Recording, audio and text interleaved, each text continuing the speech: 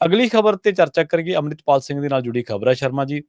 ਅੰਮ੍ਰਿਤਪਾਲ ਸਿੰਘ ਦੇ ਬਾਰੇ ਕਿਹਾ ਜਾ ਰਿਹਾ ਕਿ 22 ਅਪ੍ਰੈਲ ਨੂੰ ਪੰਜਾਬ ਆ ਰਹੇ ਨੇ ਤੇ NSA ਲਗਵਾਉਣ ਵਾਲੇ ਹੁਣ ਹਟਵਾਉਣਗੇ। ਪ੍ਰਵੀਨ ਜੀ, ਅੰਮ੍ਰਿਤਪਾਲ ਸਿੰਘ ਸਣੇ 10 ਜਣਿਆਂ ਤੇ NSA ਲੱਗਾ ਸੀ। ਠੀਕ ਹੈ ਜੀ। ਮਤਲਬ ਅੰਮ੍ਰਿਤਪਾਲ ਸਿੰਘ ਤੇ ਉਹਨਾਂ ਦੇ 9 ਸਾਥੀ NSA ਲਾ ਕੇ ਡਿਬਰੂਗੜ੍ਹ ਜੇਲ੍ਹ ਭੇਜੇ ਗਏ ਸੀ ਜੀ। ਸੋ ਲਗਾਤਾਰ 7 ਸਾਥੀਆਂ ਨੂੰ ਲਿਆਂਦਾ ਗਿਆ। ਠੀਕ ਹੈ ਜੀ। ਤੇ ਫਿਰ 3 ਰਹਿ ਗਏ ਸੀ ਤੇ ਰਾਤ ਮੈਨੂੰ ਪਤਾ ਲੱਗ ਰਿਹਾ ਸੀ ਕਿ ਇੱਕ ਹੋਰ ਸਾਥੀ ਨੂੰ ਵੀ NSA ਹਟਣ ਤੋਂ ਬਾਅਦ ਕੱਲ ਵਾਪਸ ਲਿਆਉਣ ਦੀ ਪ੍ਰਕਿਰਿਆ ਸ਼ੁਰੂ ਹੋ ਗਈ। ਇੰਜ ਜੇ ਆਪਾਂ ਮੰਨ ਲਈਏ ਕਿ 10 ਚੋਂ 8 ਪੰਜਾਬ ਆ ਗਏ ਤੇ ਉਹਨਾਂ ਚੋਂ ਬਾਕੀ ਤਾਂ ਗ੍ਰਿਫਤਾਰ ਵੀ ਕਰ ਲਏ ਇਹਨਾਂ ਨੇ। ਔਜਨਾਲਾ ਥਾਣੇ ਵਾਲਾ ਮਾਮਲਾ, ਕੁਝ ਹੋਰ ਮਾਮਲੇ ਨੇ, ਉਹ ਰਿਮਾਂਡ ਵੀ ਲੈਣਾ ਸ਼ੁਰੂ ਕਰਤਾ।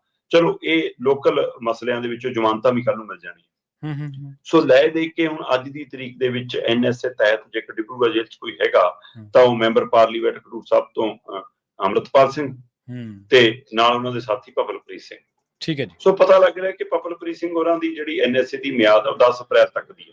ਠੀਕ ਹੈ। ਤੇ ਜੇ ਉਸ ਨੂੰ ਵੀ ਨਹੀਂ ਵਧਾਇਆ ਜਾਂਦਾ ਤਾਂ 10 ਅਪ੍ਰੈਲ ਤੋਂ ਬਾਅਦ ਪਵਲਪ੍ਰੀਤ ਸਿੰਘ ਵੀ ਪੰਜਾਬ ਪੁਲਿਸ ਦੇ ਹਵਾਲੇ ਹੋਣਗੇ। ਉਹਨਾਂ ਨੂੰ ਪੰਜਾਬ ਲਿਆਂਦਾ ਜਾਊਗਾ। ਇਸੇ ਤਰ੍ਹਾਂ 22 ਅਪ੍ਰੈਲ ਤੱਕ ਅੰਮ੍ਰਿਤਪਾਲ ਸਿੰਘ ਤੇ NSA ਦੀ ਮਿਆਦ ਹੈ। ਤੇ ਮੈਂ ਦੇਖ ਰਿਹਾ ਸੀ DSP ਗੁਰਵਿੰਦਰ ਸਿੰਘ ਦੇ ਹਵਾਲੇ ਨਾਲ ਮੀਡੀਆ ਦੇ ਰਾਹੀਂ ਉਹਨਾਂ ਨੇ ਵੀ ਸੰਕੇਤ ਦਿੱਤਾ ਕਿ ਹੁਣ NSA ਸ਼ਾਇਦ ਨਹੀਂ ਵਧੂਗਾ। ਠੀਕ ਹੈ। ਜਦੋਂ ਪਹਿਲਾਂ ਵਾਰ-ਵਾਰ ਵਧਾਇਆ ਜਾਂਦਾ ਸੀ, ਸਵਾਲ ਤਦ ਵੀ ਸੀ ਕਿ ਕਿਸ ਤਰਕ ਦੇ ਆਧਾਰ ਤੇ ਵਧਾਇਆ ਜਾ ਰਿਹਾ ਬਾਰ-ਬਾਰ। ਹਾਂਜੀ, ਕੀ ਥਿਉਰੀ ਤੁਸੀਂ ਪਹਿਲੂ ਕੀ ਹੈ। ਹੁਣ ਜਦੋਂ ਹਟਾਇਆ ਗਿਆ ਤਦ ਵੀ ਇਹ ਚਰਚਾਵਾਂ ਖੂਬ ਹੋ ਰਹੀਆਂ ਕਿ ਵੀ ਅਚਾਨਕ ਸਾਰਿਆਂ ਤੋਂ ਹਟਾ ਕੇ ਇਹ ਪੰਜਾਬ ਲਿਆਉਣ ਦੀ ਕਵਾਇਦ ਪਿੱਛੇ ਕੋਈ ਰਾਜਨੀਤਿਕ ਪੈਂਤੜਾ ਤਾਂ ਨਹੀਂ ਗਾ। ਸਹੀ, ਇਹ ਵੀ ਚਰਚਾ ਨਾਲੇ ਤੁਰ ਗਈ। ਬਿਲਕੁਲ ਠੀਕ ਹੈ ਕਿ ਅੰਮ੍ਰਿਤਪਾਲ ਸਿੰਘ ਜੇ 22 ਅਪ੍ਰੈਲ ਤੋਂ ਬਾਅਦ ਉਹਨਾਂ ਤੇ NSA ਨਹੀਂ ਵੱਧਦਾ ਤੇ ਉਹਨਾਂ ਨੂੰ ਪੰਜਾਬ ਪੁਲਿਸ ਨੂੰ ਸੌਂਪ ਦਿੱਤਾ ਜਾਂਦਾ। ਉਸ ਤੋਂ ਬਾਅਦ ਲੋਕਲ ਕੇਸਾਂ 'ਚ ਜਿੰਨਾ 'ਚ ਉਹਨਾਂ ਦੀ ਕਿਤੇ ਨਾ ਕਿਤੇ ਕੋਈ ਨਿਸ਼ਾਨਦੇਹੀ ਹੈਗੀ ਆ, ਉਹਦੇ ਹਿਸਾਬ ਨਾਲ ਪੁਲਿਸ ਕਾਰਵਾਈ ਚੱਲਣੀ ਆ ਤੇ ਫਿਰ ਜ਼ਮਾਨਤ ਮਿਲ ਜਾਣੀ ਹੈ। ਜ਼ਮਾਨਤ ਮਿਲਣ ਤੋਂ ਬਾਅਦ ਫਿਰ ਅੰਮ੍ਰਿਤਪਾਲ ਸਿੰਘ ਆਪਣੇ ਹਲਕੇ ਲਈ ਵੀ ਕੰਮ ਕਰਦੇ ਨਜ਼ਰ ਆ ਸਕਦੇ ਨੇ ਜੀ। ਫਿਰ ਉਹ ਬਕਾਇਦਾ ਤੌਰ ਤੇ ਆਪਣੀ ਪਾਰਟੀ ਜਿਹੜੀ ਉਹਨਾਂ ਦੀ ਗੈਰ ਹਾਜ਼ਰੀ ਦੇ ਵਿੱਚ ਉਹਨਾਂ ਦੇ ਨਾਮ ਦੇ ਉੱਤੇ ਪਿਤਾ ਨੇ ਜਾਂ ਸਰਬਜੀਤ ਸਿੰਘ ਖਾਲਸਾ ਉਹਨਾਂ ਨੇ ਬਣਾਈ ਹੈ ਨਾ, ਉਸ ਨੂੰ ਹੁਲਾਰਾ ਦਿੰਦੇ ਵੀ ਨਜ਼ਰ ਆਉਣਗੇ।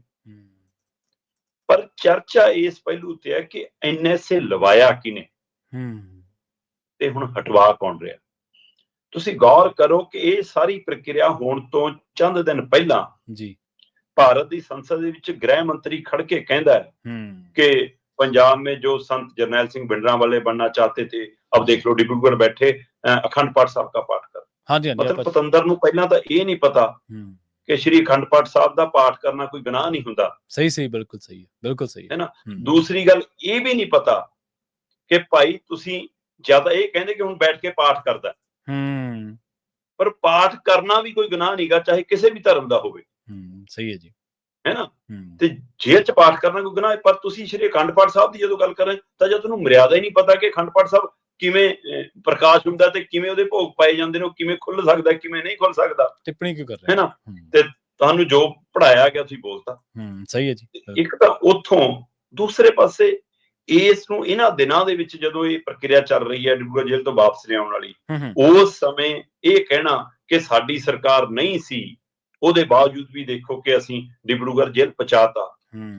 ਇਹਦਾ ਮਤਲਬ ਅਮਿਤ ਸ਼ਾਹ ਇਹ ਕਹਿ ਰਿਹਾ ਨਾ ਕਿ ਅਸੀਂ ਭਿਜਵਾਇਆ। ਸਹੀ ਹੈ। ਤੇ ਉਸ ਸਮੇਂ ਵੀ ਇਹ ਗੱਲ ਜਦੋਂ ਕਾਰਵਾਈ ਹੋਈ ਸੀ ਤਦ ਵੀ ਇਹ ਗੱਲ ਕਹੀ ਗਈ ਸੀ ਕਿ ਗ੍ਰਹਿ ਮੰਤਰਾਲੇ ਨਾਲ ਮਿਲ ਕੇ ਜੀ ਪੰਜਾਬ ਸਰਕਾਰ ਨੇ ਕਾਰਵਾਈ ਕੀਤੀ, ਤਦ ਵੀ ਦੋਵਾਂ ਨੇ ਹਾਮੀ ਭਰੀ ਸੀ। ਸੋ ਇਹਦਾ ਮਤਲਬ NSA ਲਵਾਇਆ ਵੀ ਤੁਸੀਂ ਜੀ ਤੇ ਹੁਣ ਹਟਵਾ ਵੀ ਤੁਸੀਂ ਰਹੇ ਹੋ। ਫਿਰ ਇੰਨੀ ਕਿੱਥੇ ਹਿੰਮਤ ਹੈ ਮਾਨ ਸਰਕਾਰ ਦੇ ਵਿੱਚ ਕਿ ਆਪਣੀ ਮਰਜ਼ੀ ਨਾਲ ਕਰ ਲਵੇ। ਸਹੀ ਹੈ ਜੀ, ਬਿਲਕੁਲ। ਤੇ ਇਹਦਾ ਮਤਲਬ ਤਾਰਾਂ ਤੋਂ ਹੱਥੋਂ ਹਿੱਲੀਆਂ। ਹੁਣ ਅੰਮ੍ਰਿਤਪਾਲ ਸਿੰਘ ਪੰਜਾਬ 'ਚ ਜੇ ਆਉਣਗੇ ਤਾਂ ਉਹ ਤਾਂ ਆਪਣੀ ਪਾਰਟੀ ਦੇ ਲਈ ਕੰਮ ਕਰਨਗੇ। ਹਾਂਜੀ, ਬਿਲਕੁਲ। ਅਗਲੇ ਆਪਣੀ ਵਿਚਾਰਧਾਰਾ ਦੇ ਤਹਿਤ ਚਾਹੇ ਉਹ ਜਿਹੜੀ ਮੁਹਿੰਮ ਚਲਾਉਂਦੇ ਸੀ ਉਹ ਮੁਹਿੰਮ ਚਲਾਉਣ, ਹੈ ਨਾ, ਚਾਹੇ ਉਹ ਪਾਰਟੀ ਦੇ ਪੱਧਰ ਤੇ ਰਾਜਨੀਤਿਕ ਪ੍ਰਚਾਰ ਕਰਨ, ਅਕਾਲੀ ਦਲ ਉਹਦੇ ਨਾਲ ਚਾਹੇ ਗਰਮ ਖਿਆਲੀ ਆਉਣ ਚਾਹੇ ਠੰਡੇ ਖਿਆਲੀ ਆਉਣ, ਸੋ ਆਪਣੀ ਲਹਿਰ ਤੇ ਜੇ ਅੱਗੇ ਵਧਣਗੇ ਕਿ ਉਹ ਆਪਣੀ ਵਿਧਾ ਅਨੁਸਾਰ ਕੰਮ ਕਰਨ, ਪਰ ਉਹਨਾਂ ਦੀ ਆਪਣੀ ਵਿਧਾ ਅਨੁਸਾਰ ਕੀਤੇ ਕੰਮ ਚੋਂ ਵੀ ਬੀਜੇਪੀ ਆਪਣਾ ਫਾਇਦਾ ਲੱਭੂਗੀ। ਸਹੀ, ਬਿਲਕੁਲ ਸਹੀ। ਕੀ ਬੀਜੇਪੀ ਇਸ ਨੁਕਤੇ ਤੇ ਕੰਮ ਕਰ ਰਹੀ ਹੈ ਕਿ ਹੁਣ ਉਹਨਾਂ ਨੂੰ ਬਾਹਰ ਕੱਢਣਾ 227 ਸਾਡੇ ਲਈ ਫਾਇਦੇਮੰਦ ਹੋ ਸਕਦਾ। ਜਦੋਂ ਅੰਦਰ ਕਰਨਾ ਤਦ ਵੀ ਆਪਣਾ ਫਾਇਦਾ ਦੇਖ ਲਈਏ, ਜਦੋਂ ਬਾਹਰ ਕਰਨਾ ਤਦ ਵੀ। ਕੀ ਇਸ ਚੱਕਰ ਚੋਂ ਕਿ ਉਹਦੇ ਨਾਲ ਸ਼ਾਇਦ ਪੰਜਾਬ ਦਾ ਸ਼ਹਿਰੀ ਵਰਗ, ਵਪਾਰੀ ਵਰਗ, ਹਿੰਦੂ ਵਰਗ ਡਰ ਕੇ ਬੀਜੇਪੀ ਦੀ ਝੋਲੀ ਪਊਗਾ ਕਿ ਮਾਹੌਲ ਇਹੋ ਜਿਹਾ। ਜੀ ਜੀ। ਸੋ ਇਸ ਲਈ ਜਿਨ੍ਹਾਂ ਨੇ NSA ਲਵਾਇਆ ਉਹੀ NSA ਹਟਵਾ ਰਹੇ ਨੇ ਤੇ ਜਿਹੜੀਆਂ ਧਿਰਾਂ ਨੂੰ ਲੱਗੇਗਾ ਕਿ ਅਸੀਂ ਆਪਣੇ ਲਈ ਕੰਮ ਕਰ ਰਹੇ ਹਾਂ, ਸ਼ਾਇਦ ਉਹਨਾਂ ਨੂੰ ਪਤਾ ਹੀ ਨਾ ਹੋਵੇ ਕਿ ਉਹਨਾਂ ਤੋਂ ਕੰਮ ਕਿਹਦੇ ਲਈ ਲਿਆ ਜਾ ਰਿਹਾ, ਇਹ ਵੀ ਪਹਿਲੂ ਵਾਚਣਯੋਗ ਹੈ। ਨਹੀਂ, ਤੁਸੀਂ ਬਿਲਕੁਲ ਮੈਂ ਤੁਹਾਡੀਆਂ ਸਾਰੀਆਂ ਥਿਊਰੀਆਂ ਦੇ ਨਾਲ ਹੀ ਸਹਿਮਤ ਹਾਂ ਬੜਾ ਬਖੂਬੀ, ਕਿਉਂਕਿ ਗੱਲ ਆਪਾਂ ਇਹ ਨਹੀਂ ਕਹਿ ਰਹੇ, ਸ਼ਾਇਦ ਕਈ ਵਾਰੀ ਲੋਕ ਦੂਜੇ ਪਾਸੇ ਲੈ ਜਾਂਦੇ ਵੀ ਖਣੀ ਅਸੀਂ NSA ਹਟਵਾਉਣ ਦੀ ਚਰਚਾ ਜ਼ਿਆਦਾ ਕਰ ਰਹੇ ਹਾਂ ਵੀ ਹਟੂ ਜਾਂ ਕਿਵੇਂ ਲੱਗੂ ਹਟੂ, ਉਹ ਤਾਂ ਆਪਾਂ ਗੱਲ ਹੀ ਨਹੀਂ ਕਰ ਰਹੇ। ਗੱਲ ਕਰ ਰਹੇ ਹਾਂ ਕਿ ਉਹਨਾਂ ਚੀਜ਼ਾਂ ਦਾ ਫਾਇਦਾ ਕੌਣ ਲੈ ਰਿਹਾ, ਸਿਆਸੀ ਕੌਣ ਰੋਟੀਆਂ ਲਊ? ਕੌਣ ਸੇਕ ਰਿਹਾ, ਉਹਨੂੰ ਬੈਨੀਫਿਟ ਕੌਣ ਆ।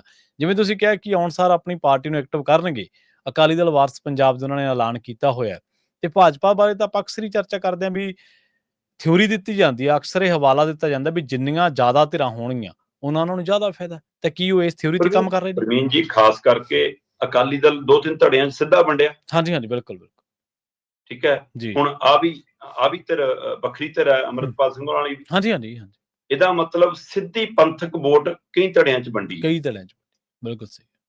ਤੇ ਕਿਸਾਨੀ ਵੋਟ ਵੀ ਸਿੱਧੀ ਬੀਜੇਪੀ ਨਾਲ ਜਾਣ ਵਾਲੀ ਨਹੀਂ।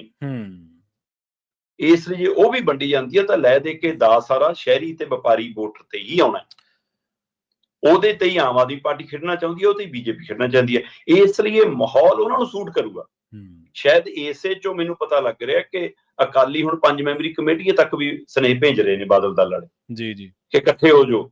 ਉਹਨਾਂ ਨੂੰ ਲੱਗਦਾ ਕਿ ਜਮਾ ਹੀ ਨਹੀਂ ਕੁਝ ਬਚਣਾ ਹੁਣ ਤਾਂ। ਮਤਲਬ ਮੈਂ ਪਹਿਲਾਂ ਵੀ ਗੱਲ ਕਰਦਾ ਕਿ ਉਹ ਤਾਂ ਹਮੇਸ਼ਾ ਦੁੱਧ ਦਿੱਤਾ ਦੇ ਮਿੰਗਣਾ ਪਾ ਕੇ ਦਿੱਤਾ ਵਾਲਾ ਹੀ ਕੰਮ ਕਰਦੇ ਰਹਿੰਦੇ ਨੇ, ਕਿ ਜੇ ਪਹਿਲਾਂ ਹੀ ਇਹ ਸਾਰਾ ਕੁਝ ਕਰ ਲੈਂਦੇ ਅੱਜ, ਠੀਕ ਹੈ, ਪੰਜਾਬ ਹਿੱਤ 'ਚ ਹੋਊਗਾ ਜੇ ਏਕਾ ਹੁੰਦਾ, ਘੱਟੋ ਘੱਟ ਸ਼੍ਰੋਮਣੀ ਅਕਾਲੀ ਦਲ ਦੇ ਹਿੱਤ 'ਚ ਹੋਊਗਾ ਜੇ ਏਕਾ ਹੁੰਦਾ। ਪਰ ਤਾਂ ਵੀ ਤੁਸੀਂ ਹੁਣ ਪੰਥਕ ਸਥਿਤੀਆਂ ਦੇ ਹਵਾਲੇ ਨਾਲ ਜਾਂ ਪੰਥਕ ਸੁਭਾਵਨਾਵਾਂ ਦੇ ਹਵਾਲੇ ਨਾਲ ਜਾਂ ਪੰਥਕ ਏਕੇ ਦੀ ਭਾਵਨਾ ਦੇ ਹਵਾਲੇ ਨਾਲ ਤੁਸੀਂ ਉਧਰ ਨੂੰ 5 ਮੈਂਬਰੀ ਕਮੇਟੀ ਨੂੰ ਰੁਕੇ ਨਹੀਂ ਭੇਜ ਰਹੇ। ਤੁਸੀਂ ਸਿਰਫ ਆਪਣੀ ਕੁਰਸੀ, ਆਪਣੀ ਪ੍ਰਧਾਨਗੀ ਬਚਾਉਣ ਲਈ ਉਹ ਭੇਜ ਰਹੇ ਹੋ। ਸਹੀ ਸੀ, ਤੇ ਬਿਲਕੁਲ। ਹੁਣ ਤਾਂ ਕਹਿੰਦੇ ਇਹ ਵੀ ਸੁਨੇਹਾ ਲਾ ਦਿੱਤਾ ਗਿਆ 5 ਮੈਂਬਰੀ ਕਮੇਟੀ ਨੂੰ ਕਿ ਭਾਈ ਜੇ ਤੁਸੀਂ ਕਹੋ ਅਸੀਂ ਜਥੇਦਾਰਾਂ ਨੂੰ ਵੀ ਵਾਪਸ ਲਿਆਵਾਂਗੇ। ਇੱਥੋਂ ਤੱਕ ਮੈਨੂੰ ਪਤਾ ਲੱਗ ਰਿਹਾ ਕਿ ਇਹਦੇ ਲਈ ਵੀ ਕੋਸ਼ਿਸ਼ਾਂ ਹੋ ਰਹੀਆਂ ਨੇ। ਠੀਕ ਹੈ, ਚਲੋ ਦੇਖਦੇ ਹਾਂ ਗੱਲ ਕਿੱਧਰ ਨੂੰ ਜਾਂਦੀ ਹੈ। ਅਜੇ ਨਾ 5 ਮੈਂਬਰੀ ਕਮੇਟੀ ਇਸ ਮਸਲੇ ਤੇ ਬੋਲ ਰਹੀ ਹੈ, ਨਾ ਅਜੇ ਬਾਦਲ ਦਲ ਬੋਲ ਰਹੇ ਨੇ। ਧਾਮੀ ਸਾਹਿਬ ਆਪਣਾ ਕੰਮ ਕਰ ਰਹੇ ਨੇ, ਕਾਫੀ ਕੁਝ ਬਜਟ ਇਜਲਾਸ ਦੇ ਵਿੱਚ ਦਿਖੂਗਾ, ਕਿਉਂਕਿ ਉਧਰ ਕਿਰਨਜੋਤ ਕੌਰ ਨੇ 40-42 ਮੈਂਬਰਾਂ ਦੇ ਲਿਖ ਕੇ ਦਿੱਤਾ ਕਿ ਜੀ ਕਿ ਜਥੇਦਾਰਾਂ ਵਾਲਾ ਮਸਲਾ ਇੱਥੇ ਲਿਆਂਦਾ ਜਾਵੇ, ਅੰਤਰਿਮ ਕਮੇਟੀ ਵਾਲਾ ਮੁੱਦਾ ਚੱਕਿਆ ਜਾਵੇ। ਸੋ ਬਜਟ ਇਜਲਾਸ ਹਗਾਮਾ ਭਰਪੂਰ ਹੋਏਗਾ, SGPC ਦਾ ਵੀ। ਪਰ ਅੱਜ ਪੰਜਾਬ ਸਰਕਾਰ ਦਾ ਹੀ ਬਜਟ ਹੈ, ਉਹ ਵੀ ਹਗਾਮਾ ਭਰਪੂਰ ਰਹਿਣ ਦੀ ਆਸ। ਹਾਂਜੀ, ਬਿਲਕੁਲ। ਤੇ ਜਿਵੇਂ ਤੁਸੀਂ ਕਿਹਾ ਵੀ ਜਥੇਦਾਰਾਂ ਨੂੰ ਵਾਪਸ ਲਿਆਉਣੇ ਆ, ਇਹਨਾਂ ਨੂੰ ਕੋਈ ਪੁੱਛਣ ਵਾਲਾ ਹੋਵੇ ਵੀ ਜਿਹਦੇ ਕਰਕੇ ਆਹ ਕੁਛ ਵਾਪਰਿਆ, ਉਹ ਕੀ ਇਹੀ ਮੰਗ ਸੀ ਵੀ ਜਥੇਦਾਰ ਵਾਪਸ ਆਉਣ? ਮੰਗ ਤਾਂ ਇਹ ਸੀ ਕਿ ਤੁਹਾਨੂੰ ਪਾਸੇ ਕਰਨ ਵਾਲੀ ਮੰਗ ਅਹਿਮ ਸੀਗੀ। ਸਾਰੇ ਜਿਹੜੇ ਵਰਕਿੰਗ ਕਮੇਟੀ ਹੈ ਜਾਂ ਸਾਰਾ ਜਿਹੜਾ ਜਥੇਬੰਦਕ ਢਾਂਚਾ ਭੰਗ ਕਰਨ ਦੀ ਗੱਲ ਸੀ। ਤੁਸੀਂ ਕਹਿੰਦੇ ਕਿ ਜਥੇਦਾਰ ਵਾਪਸ ਲਿਆ ਕੇ ਸਾਰਾ ਕੁਛ ਅਸੀਂ ਸਹੀ ਕਰ ਲਾਂਗੇ।